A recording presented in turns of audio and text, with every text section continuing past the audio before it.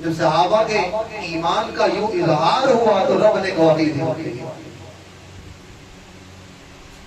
فرمایا آمن الرسول بما انزل الیہ من ربہ والمؤمنون.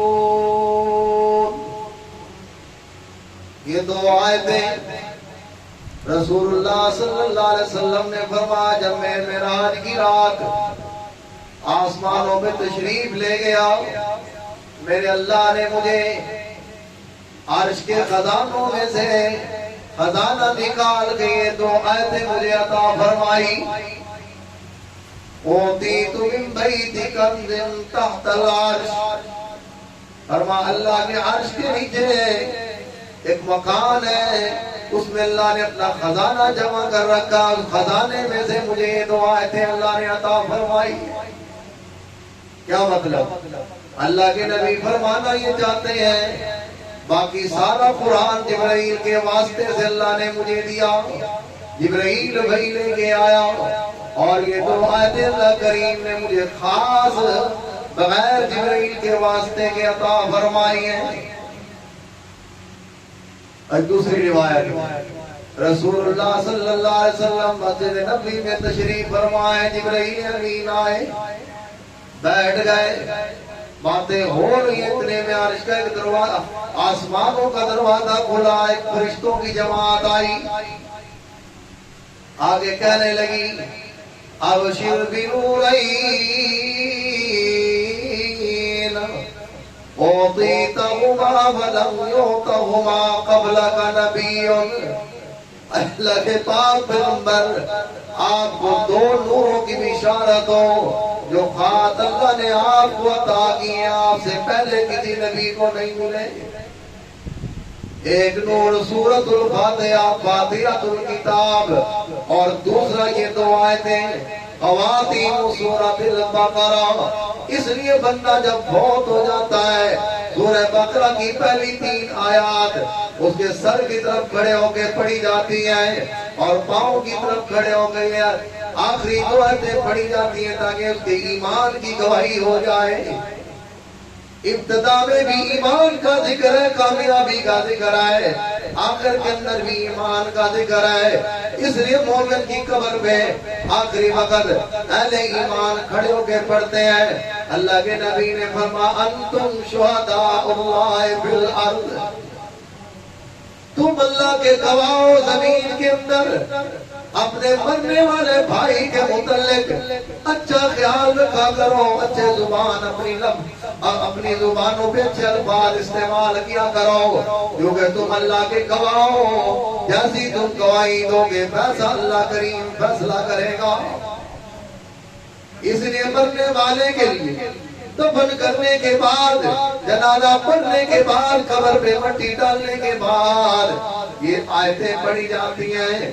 مومن گواہی دیتے ہیں کہ اللہ جس کو ہم نے دفن کیا یہ مسلمان تھا، مومن تھا.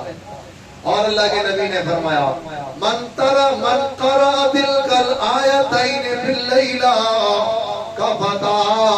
اللہ کے نبی نے فرمایا جو بندہ یہ دونوں آیتیں رات کو سوتے ہوئے پڑھ کے سو جائے تو یہ دونوں آیتیں اس کو کافی ہو جاتی ہیں. کیا ہو جاتی ہیں؟ کافی. گناہوں کا کفارہ بننے کے لیے کافی ہو جاتی ہے. شیطان کے شر سے بچانے کے لیے کافی ہو جاتی ہے. اس لیے اللہ کے نبی نے فرمایا مومنو رات کو جب سونے لگو تو یہ دونوں آیتیں پڑھ کے سویا کرو تاکہ بندہ جب آخری وقت زندگی کی جو ہوش آواز کی حالت ہے اپنے ہوش آواز کے ساتھ اپنے ایمان کا اظہار کر کے سوئے اور اپنی پچھلی غلطیوں پہ اللہ سے معافی مانگ کے سوئے. اس نے فرمایا آمن الرسول بما انزل الیہ من ربہ والمؤمنون. فرمایا میرے صحابہ تم کیوں پریشان ہوتے ہو؟ تم سے پہلے میرے نبی پہ قرآن آیا، میرے نبی نے بھی تو اس پر ایمان رکھا ہے نا کہ اللہ دل والی بات کا بھی حساب لے سکتا ہے۔ میرے نبی کا جب ایمان ہے تو مومنوں کا ایمان بھی۔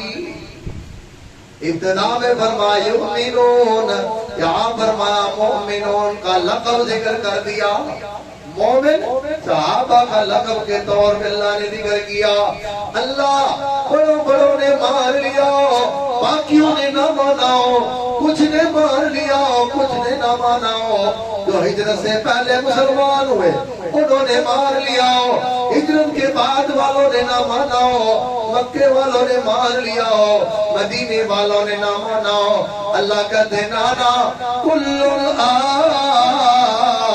آمنا باللہ۔ ابو بکر کی الف سے لے کر علی کی یا تک سارے کے سارے میں اللہ گواہی دیتا ہوں میری توحید کے وفادار ہیں۔ آمنا باللہ، اللہ کی توحید کے وفادار ہے، عبادت کے معاملے میں میرے غدار نہیں ہے۔ وملائکتہ، سارے فرشتوں پر ایمان رکھتے ہیں۔ یہودیوں والا ایمان نہیں ہے، اللہ کو بھی مانتے ہیں، شرک بھی کرتے ہیں، کچھ فرشتوں کو مانتے ہیں لیکن جبرائیل کو نہیں مانتے۔ یہ ہمارے راز کھولتا ہے، محمد کو ہماری راز آ کے بتاتا ہے، یہ ہماری قوموں پہ عذاب لے کے آیا۔ اللہ نے فرمایا میرے نبی کے ماننے والے سب کو مانتے ہیں، تجھے نہ مانے۔ وَكُتُبِهِ، جتنی کتابیں جتنے صحیفے اللہ کریم نے نازل کی اپنے اپنے وقت کے اندر، میرے نبی کے یاروں کا سب پہ ایمان ہے۔ یہودیوں نے باقیوں کو مانا، حضرت عیسیٰ کو نہ مانا، میرے مصطفیٰ کی نبوت کا انکار کر دیا، کتاب کا انکار کر دیا۔ عیسائیوں نے سب کو مانا لیکن قرآن کا انکار کر دیا۔ فرمایا مسلمان وہ ہے جو تورات کو اللہ کی سچی کتاب مانتا ہے، انجیل کو بھی اللہ کی سچی کتاب مانتا ہے، زبور کو بھی اللہ کی کتاب مانتا ہے، صحائف ابراہیمی صحائف موسیٰ کو بھی اللہ کے صحیفے مانتا ہے، لیکن عمل صرف قرآن پہ، عمل صرف ہے قرآن پہ۔ وَكُتُبِهِ وَرُسُلِهِ، حضرت آدم سے لے کر آمنہ کے لال تک سارے نبیوں کی نبوت کو برحق مانتا ہے، لیکن عمل میرے مصطفیٰ کی سنت میں۔ ماننا سارے انوائے لیکن عمل صرف محمد مصطفیٰ صلی اللہ علیہ وسلم کی سنت پر۔ اس لئے تو جب حضرت عمر فاروق رضی اللہ تعالیٰ عنہ تورات کا فرق لے کے مدینے کی گلی سے فرق ملا، میرے نبی کی مجلس میں آگے پڑھنے لگے، آگے پڑھنا شروع کر دیا، میرے نبی کا چہرہ غصے سے سرخ ہو گیا۔ حضرت ابوبکر صدیق میراث شناس مصطفیٰ جب دیکھتے نبی کے چہرے کو، حضرت عمر کو کہنے لگے وَيَا یا عمر، وَيْلَكَ یا عمر، اے عمر مر جائے ہلاک ہو جائے تیری ماں، تجھے روئے، تیری وجہ سے مصطفیٰ کے چہرے پہ اتنے غصے کے اثرات ہیں، کیا کر رہا ہے تو؟ حضرت عمر کو ورق بھول گیا۔ اللہ یہ ہے، یہ ورق بھول گیا اور کہنے لگے رضیت باللہ ربا، پڑھو رضیت باللہ ربا وبالاسلام دینا وبمحمد نبیا وبقرآن کتابا۔ دور دور سے پڑھتے رہے حتی تبسم رسول اللہ، حتیٰ کہ میرے نبی کا چہرہ کھلکھلا اٹھا، چمک اٹھا، مسکرانے لگ گئے۔ تو اللہ کے پاک پیغمبر نے فرمایا میرے صحابہ ماننا سب کو ہے لیکن عمل میرے قرآن پہ، نبی سب کو ماننا ہے لیکن ایمان اور عمل میری سنت پہ کرنا ہے۔ لو بدا لکم موسیٰ، اگر آج موسیٰ بنی اسرائیل کا نبی زندہ کے آ جائے اور تم میرے چہرے سے نظریں ہٹا کے اس طرف دیکھنے لگ جاؤ، لَظَلَلْتُمْ عَنِ الْهُدَىٰ، پھر ہدایت نہیں مل سکتی، کیونکہ جہاں محمد مصطفیٰ آ جائے وہاں مقابلے میں نبی کوئی نہیں ہوتا، سارے مقتدی ہوتے ہیں۔ امامت صرف میرے مصطفیٰ کو سجدی ہے. اس لیے اللہ نے فرمایا جب نبیوں کی جماعت ہو اور اندر محمد مصطفیٰ موجود ہو تو امامت صرف محمد مصطفیٰ کو زیب دیتی ہے. جب باقی امتیں جمع ہو اور میرے نبی کی امت بھی وہاں پر موجود ہو تو امامت کے قابل میرے نبی کا امتی بن سکتا ہے. یہ میرا تیرا بھی شان ہے. اس لیے دشمنوں کی جنگے پہ عمل نہ کرو. اپنے مینوفیسٹو آئیڈیل شخصیات اپنے زندگی گزارنے کے طرز عمل نبی کے دشمنوں سے مت تلاش کرو. یہود و نصارہ کے طرز عمل سے تلاش نہ کرو کیونکہ اللہ نے امامت یا محمد مصطفیٰ کو دی ہے اور اس کی امت کو دی ہے. اللہ اکبر. احمد میرا پورا ٹھیک ہے. اچھا چلو پانچ آلے پوری. اللہ کریم نے فرمایا وقالوا سمعنا واطعنا. اے میرا پاک پیغمبر یہودیوں کے اوپر تو اللہ کریم نے طور پہاڑ کو کھڑا کر کے کہا تھا خذوا ما آتیناکم بقوۃ واسمعوا. اوپر طور پہاڑ کھڑا ہے, نیچے سجدے میں گرے پڑے ہیں اور کالی کالی آنکھ سے دیکھ رہے ہیں. سچ میں تو نہیں گر رہا, لیکن جب دیکھا کہ اور تو خلاصی کا ذریعہ نہیں ہے کہنے لگے سمینا سمینا سمینا. اور بن گیا موسیٰ دھرو یہ خدا دی بچائیں. یہ پہاڑ ہٹ جائے مار جائیں گے. جو یہ پہاڑ ہٹا کرنے لگے سہنا اچھا دوری زبردستی بنوے نہ بنیں گے, لیکن میرے مصطفیٰ کے یاروں کا ایمان کیا ہے کہتے سمینا. جناب آپ کے لب مبارک بعد میں ہلتے ہیں, ہم تو قبول کرنے کے لیے پہلے تیار ہیں. آنکھوں کا اشارہ ہوتا ہے مر مٹنے کے لیے تیار ہے. زبان مبارک ہلے ہم ماننے کے لیے تیار ہے. بدر کی تیاری کے لیے میرے نبی نے صحابہ کو جمع کر کے خطبہ دیا. آپ نے فرمایا کون کون جائے گا, کون کون تیار ہے. ابوبکر صدیق کھڑا ہو جاتا ہے. آپ نے فرمایا بیٹھ جا یار, تمہیں تو 13 سال پہلے مکے میں آزما چکا ہوں. پھر اللہ کے نبی فرماتے کون کون نکلے گا. پہلا نمبر پھر صدیق اکبر کا. آپ فرماتے بیٹھ جا.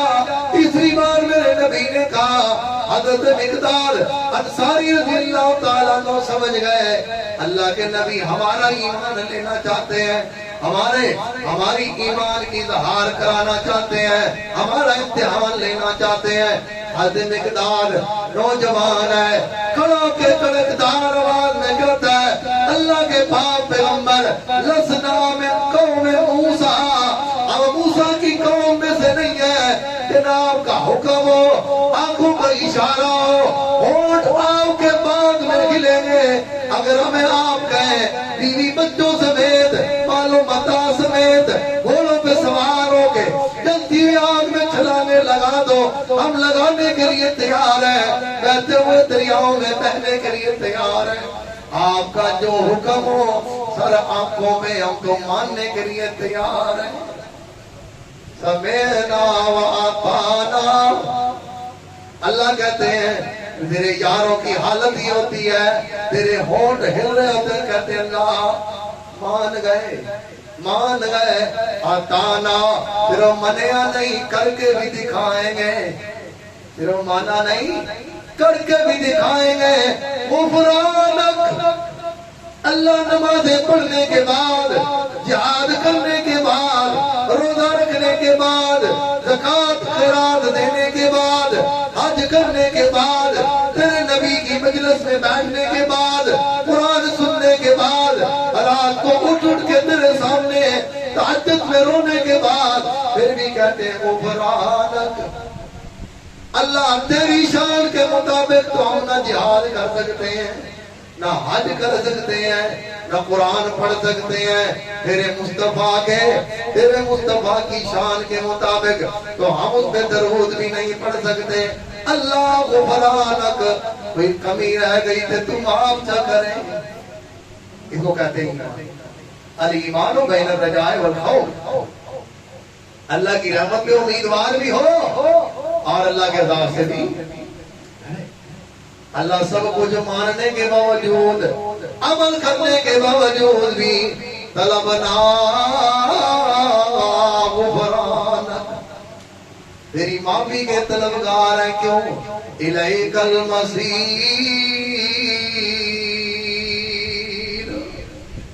واپسی جانا جو تیرے پاس ہے، اور چارہ کوئی نہیں۔ لَهُ الْحُكْمُ وَإِلَيْهِ تُرْجَعُونَ،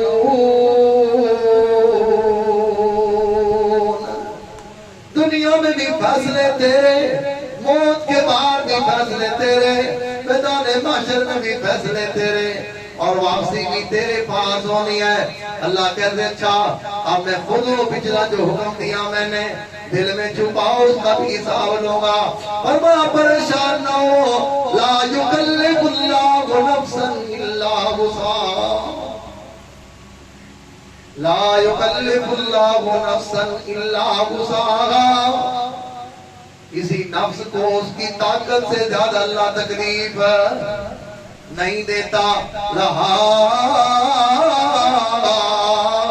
ما کسبت وعلیہا ما اکتسبت، دل میں برا خیال آیا، برائی کا خیال آیا، غلط خیال آیا، تو نے اس کو بھلا دیا، اس پہ عمل نہ کیا، اللہ کہتے کوئی پکڑ نہ ہوگی۔ لیکن اگر برائی کا خیال آیا اور بعد میں اس کو عملی جامہ بھی پہنا دیا، کر لیا، پھر سزا ملے گی۔ ہاں اگر دل میں خیال آیا برائی کا، مثلا بیٹھا تھا کسی کی دکان میں، مالک اٹھا، اب دل میں شیطان آیا، اس نے کہا چوری کر لا، پیسے ملنے کو کون لے گا، لیکن اس نے کہا نہیں میں یہ کام نہیں کرتا، چھوڑ دیا، اس طرح توجہ نہ دی، کوئی پکڑ نہیں۔ ہاں اگر پیسے اٹھا لیے لہا ما کسبت وعلیہا ما اکتسبت، جو کرو گے اس پر تو سزا ملے گی، لیکن صرف دل میں آنے والے خیال پہ اللہ پکڑ نہیں کرے گا۔ تو یہ نرمی اللہ نے صحابہ کی وجہ سے کی۔ تو کسی بھی ملک کی امن کے لیے اور بقا کے لیے لازم ہے ان مقدس شخصیات کی عزت و احترام کرنا، ان کے ناموس کا تحفظ کرنا، جن کے بنائے ہوئے نظام دنیا کی وجہ سے آج تک دنیا قائم ہے۔ میرا یہ ایمان ہے اگر صحابہ کے احسانات کو نکال دیا جائے تو دنیا کے کسی بھی ملک کا نظام ایک منٹ کے لیے بھی نہیں رہ سکتا۔ یہ سارے حضرت عمر کی مہربانی ہے۔ اگر عمر کو نکال دو نا تو ساری دنیا ختم ہو جائے گی، اور اس ملک میں رب کی رحمت کی برکہ نہیں ہوتی جہاں نبی کے صحابہ اور قرآن کے سرٹیفائیڈ مسلمانوں پہ تبرہ بازی ہو، تنقید کی جائے، ان کی توہین کی جائے، تو اس ملک میں رب کی رحمت نہیں برسا کرتی۔ رب کی رحمت کے حصول کے لیے ہمیں صحابہ کے نقش قدم پہ چلنا پڑے گا۔